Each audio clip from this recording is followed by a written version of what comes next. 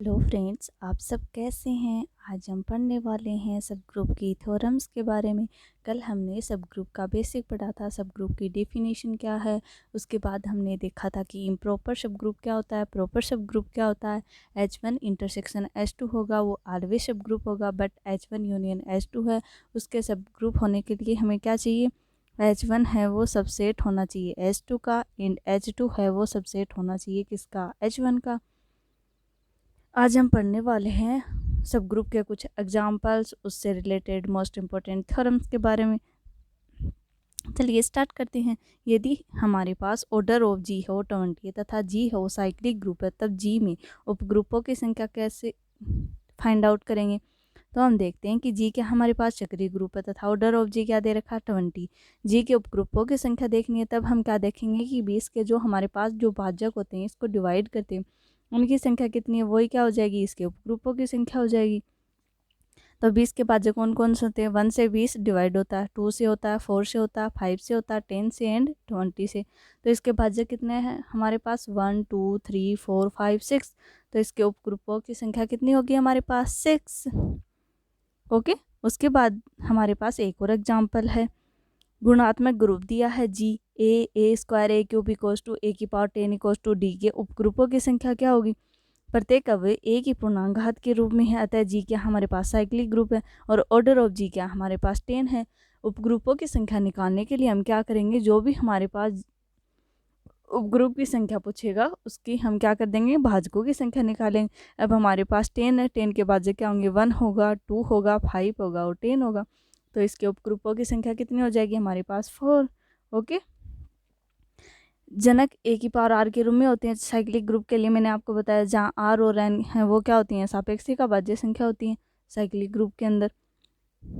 Okay, ये example आपको अच्छे से समझ में आया होगा। नेक्स्ट हम देखते हैं, जी इक्वल्स टू दे रखा ए स्क्वायर ए की क्यूब एंड सोने की पावर 31 इक्वल्स टू ई के उपग्रुपों की संख्या क्या होगी। तो जी क्या हमारे पास चक्रीय ग्रुप है तथा ऑर्डर ऑफ जी कितना दिया हुआ है, 31।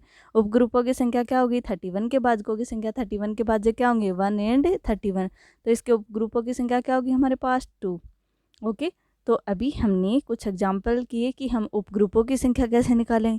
उपग्रुपों की संख्या निकालने के लिए हम क्या करते हैं, उसके भाजकों की संख्या निकालते हैं। जैसे कि हमारे पास 10 के उपग्रुपों की संख्या पूछे तो हम 10 के भाजक देख लेंगे, 10 है वो किस किस से डिवाइड होता है। जैसे कि 10 है वो हमारे पास 1 से डिवाइड होगा, 2 से डिवाइड होगा, 5 से डिवाइड होगा एंड 10 से। जबकि जब हम साइक्लिक ग्रुप है उसके अंदर उसके जनक फाइंड आउट करते हैं, तब हम क्या देखते हैं, उसके को प्राइम नंबर यानी कि सापेक्षिक अभाज्य संख्या क्या। ओके।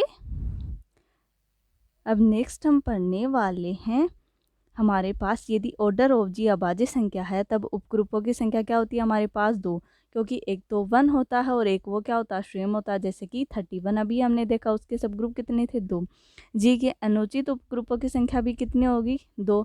जो भी हमारे पास एक तो आइडेंटिटी एलिमेंट होगा जैसे कि 1 है, और एक ग्रुप स्वयं होगा, तो वो क्या होगा हमारे पास, इम्प्रॉपर सब ग्रुप होगा। और जी के जो हमारे प्रॉपर सब ग्रुप है वो क्या हो जाएंगे, 0 हो जाएंगे। जब भी हमारे पास ऑर्डर ऑफ जी है वो हमारे पास प्राइम नंबर है, तब हमारे पास जी में उपग्रुपों की संख्या कितनी होगी, 2। इम्प्रॉपर सब ग्रुप कितना होंगे हमारे पास, 2। बट प्रॉपर सब ग्रुप क्या होगा हमारे पास, 0। उसका कोई भी प्रॉपर सब ग्रुप नहीं होगा। नेक्स्ट क्या हमारे पास, यदि जी चक्रीय आबेली ग्रुप दोनों है, जी है वो क्या हमारे पास चक्रीय भी है और आबेलियन भी है, तब उसमें जनकों की संख्या क्या होगी, अभाज्य संख्या -1। जैसे कि हमारे पास है 31, इसके जनकों की संख्या पूछे तो 31 - 1 यानी कि कितनी होगी हमारे पास, 30। ओके, समझ में आया आपको। नेक्स्ट एग्जाम्पल है हमारे पास, जेड प्लस के परिमित उपसमूहों की संख्या कितनी है। तो हमारे पास जी क्या है, जेड प्लस कोई सब ग्रुप है। सब ग्रुप इसका हमने ले लिया, एक तो H1 इक्वल्स टू 0, 0 क्या हमारे पास identity element, H2 Z plus, H3 2 Z plus, जो कि क्या हमारे पास इनफाइनाइट है। फाइनाइट सब ग्रुप कितना हमारे पास, ओनली 1, जो कि क्या इसका आइडेंटिटी एलिमेंट। इसके अलावा Z plus, 2 Z plus, 3 Z plus, 4 Z plus, तो ये क्या होंगे हमारे पास, इनफाइनाइट सब ग्रुप। ओके।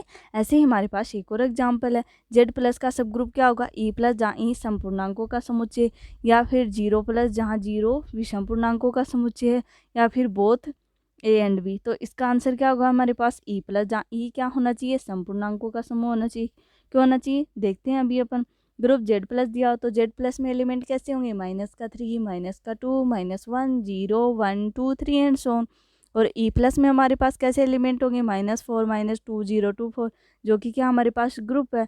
बट हमारे पास 0 प्लस है वो ग्रुप नहीं होगा। क्यों नहीं होगा, क्योंकि प्लस के लिए आइडेंटिटी एलिमेंट एग्जिस्ट नहीं करता जो कि 0 होता है। इस वजह से इसका आंसर क्या आएगा, ई प्लस, जो कि इसका सब ग्रुप होगा। अब हम देखते हैं कॉम्प्लेक्स ऑफ ग्रुप। इसमें से डायरेक्ट एग्जाम में क्वेश्चन पूछा हुआ है, कॉम्प्लेक्स ऑफ ग्रुप किसे कहते हैं। माना कि जी को माई स्टार ग्रुप है तथा एच है वो जी का क्या है हमारे पास, एरिक्त उपसमुच्चय। तब एच ग्रुप जी का क्या कहलाता है, सम्मिश्र कहलाता है। कॉम्प्लेक्स ऑफ ग्रुप में क्या होना चाहिए, एच है वो जी का क्या होना चाहिए, एरिक्त उपसमुच्चय होना चाहिए। तब एच है वो ग्रुप जी का क्या कहलाएगा, सम्मिश्र कहलाता हमारे पास। एच ग्रुप जी का सब ग्रुप होना आवश्यक नहीं है। For example H of group G का सब ग्रुप हो, ये कोई बात ज़रूरी नहीं है। जैसे कि जी इक्वल्स टू हमारे पास एग्जाम्पल 1 ओमेगा ओमेगा स्क्वायर, इसमें हमने देखा था इसके सब ग्रुप क्या क्या होंगे। तो आप बताओगे मैम, एक तो आपने बताया था 1 और एक क्या बताया था, जी स्वयं, यानी कि 1 ओमेगा ओमेगा स्क्वायर। तो इसके अदर एलिमेंट इसका सब ग्रुप होना आवश्यक है। आप बोलोगे मैम नहीं है, तो इस वजह से ये स्टेटमेंट डायरेक्ट आपको लर्न रखना है, एच ग्रुप जी का सब ग्रुप होना आवश्यक नहीं है। हो भी सकता हो, नहीं भी हो सकता, हम कुछ कह नहीं सकते। कई बार ये प्रॉपर्टी को फुलफिल कर लेता, कई बार नहीं कर पाता। वही एग्जांपल जैसे कि 1 ओमेगा लिया, ओमेगा ओमेगा स्क्वायर लिया, जो कि जी के एरिक्त उपसमुच्चय तो हाँ, बट इसके सब ग्रुप एरिक्त उपसमुच्चय है, एच व के ग्रुप जी के क्या कहलाएंगे, सम्मिश्र कहलाएंगे। ऐसे एक और एग्जाम्पल है ग्रुप का कॉम्प्लेक्स निकालने के लिए, जैसे कि हमारे पास famous example G equals to 1 -1 iota minus का आयोटा। ऑपरेशन क्या है हमारे पास, मल्टीप्लीकेशन का। एच इक्वल्स टू क्या है हमारे पास 1, -1, के इक्वल्स टू ले लिया हमने आयोटा माइनस का आयोटा। जब एच व के ग्रुप जी के क्या सम्मिश्र, क्योंकि ये क्या है, इसके सबसेट है। नेक्स्ट हम देखते हैं, माना एच व के ग्रुप जी को स्टार के सम्मिश्र यानी कि एरिक्त उपसमुच्चय। ग्रुप का कॉम्प्लेक्स होने के लिए हमारे पास क्या होना चाहिए, एरिक्त उपसमुच्चय होना चाहिए। तब गुणन एच के एच स्टार रोप के, जबकि एच बिलोंग करता एच में, के बिलोंग करता है हमारे पास के में, तब एच का इन्वर्स बराबर होगा एच का इन्वर्स के, एच बिलोंग करेगा कैपिटल एच में। नेक्स्ट एग्जाम्पल क्या हमारे पास, ग्रुप दे दिया जी जेड प्लस के लिए, इसका एक जो सब ग्रुप है वो बता दिया इसने -1,3 है।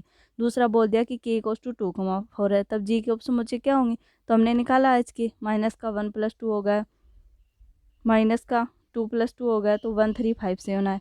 इसका इन्वर्स निकाला तो 1, -3, के का इन्वर्स निकाला तो -2 -4।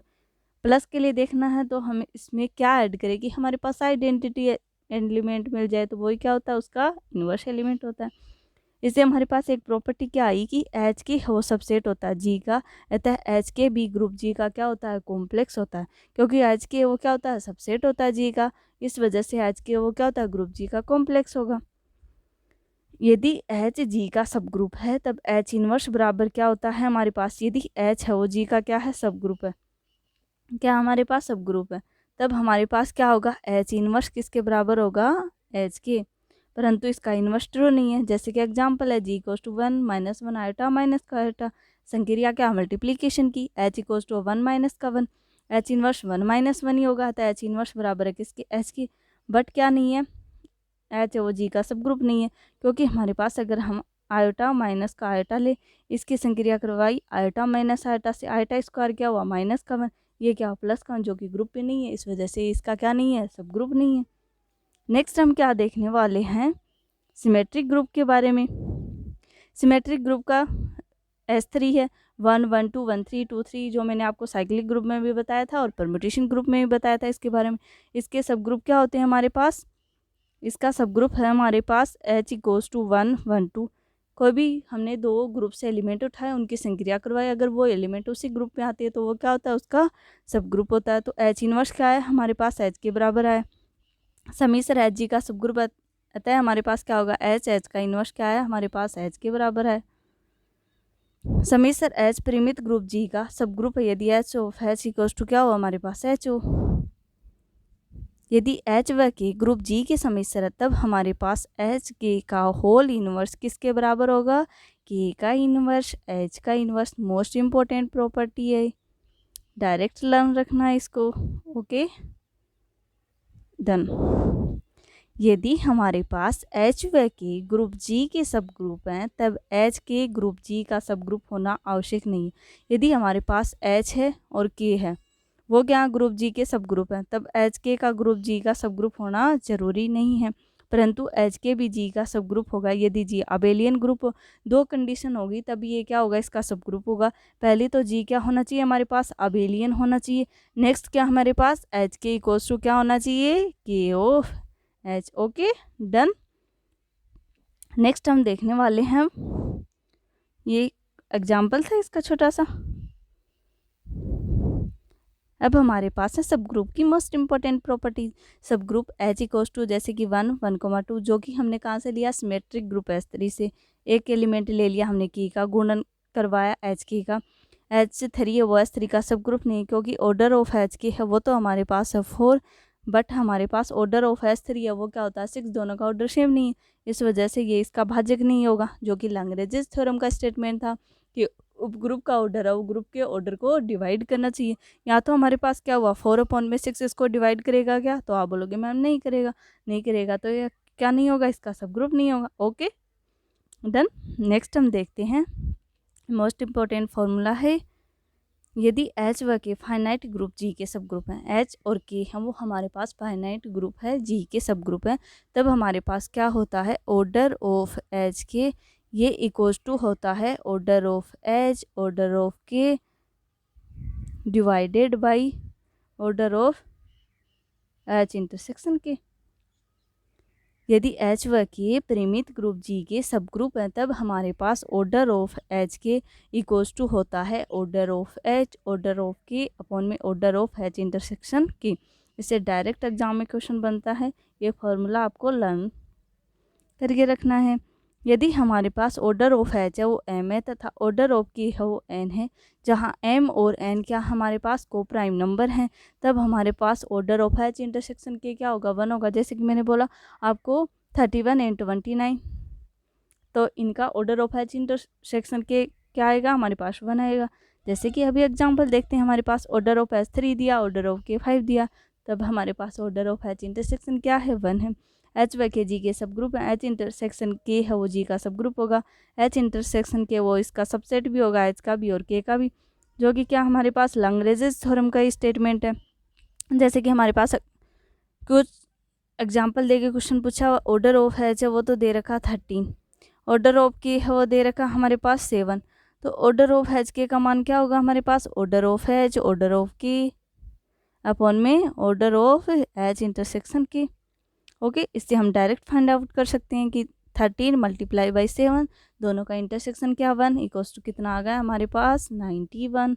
डायरेक्ट अगर हमारे पास फॉर्मूला याद है तो हम क्वेश्चन को इजीली कर पा रहे, अगर हमें फॉर्मूले का स्टेटमेंट याद नहीं है तो हम इस क्वेश्चन को नहीं कर पाते। नेक्स्ट हम देखते हैं एग्जाम्पल एक और, हमारे पास S तथा K क्रमशः 6 तथा 8 कोटि के सब ग्रुप हैं, तब गुणन समूह H के में अवयवों की मिनिमम वैल्यू क्या होगी, हमारे पास ये पूछ रखा। ऑर्डर ऑफ H कितना दिया 6, ऑर्डर ऑफ K कितना दिया 8, ऑर्डर ऑफ H इंटरसेक्शन क्या है हमारे पास 1 या 2 हुआ। केस फर्स्ट जब ऑर्डर ऑफ H इंटरसेक्शन की 1 है हमारे पास, तब ऑर्डर ऑफ H के क्या आ गया हमारे पास order of H order of K divided by order of H intersection K। Done. तो 6 मल्टीप्लाई बाई 8 तो कितना है हमारे पास 48। फिर हमने ऑर्डर ऑफ H इंटरसेक्शन क्या है हमारे पास 2, ऑर्डर ऑफ H के equals to order of H order of K divided by order of H intersection के, जो क्या है हमारे पास 6 multiply by 8 divided by 2 equals to क्या हुआ 24। इसने पूछा मिनिमम कौन सा है, तो मिनिमम 24 वाला। ऑर्डर ऑफ H K का ऑर्डर ऑफ G में भाग जाना जरूरी नहीं, हमारे पास जो भी ऑर्डर ऑफ H K है और जो ग्रुप का ऑर्डर है उसके अंदर भाग जाना जरूरी नहीं। आज हमने पढ़ा सब ग्रुप का बेसिक, उसके अंदर हमने क्या पढ़ी, सब ग्रुप की प्रॉपर्टीज़ पढ़ ली, सब ग्रुप की कुछ थ्योरम्स पढ़ ली, इससे रिलेटेड एक मोस्ट इम्पॉर्टेंट फार्मूला उसका ऑर्डर फाइंड आउट करना, उपग्रुपों की संख्या कैसे निकालेंगे, उसके हम क्या देखेंगे भाजकों की संख्या देखेंगे, ये सब पढ़ा। कल हम क्या पढ़ने वाले नॉर्मल सब ग्रुप के बारे में। डेली आपकी क्लास कितने बजे होगी 5 PM पे, डेली क्लास को देखना है, क्वेश्चनों की प्रैक्टिस करनी है। ओके गाइज मिलते हैं नेक्स्ट क्लास में, धन्यवाद।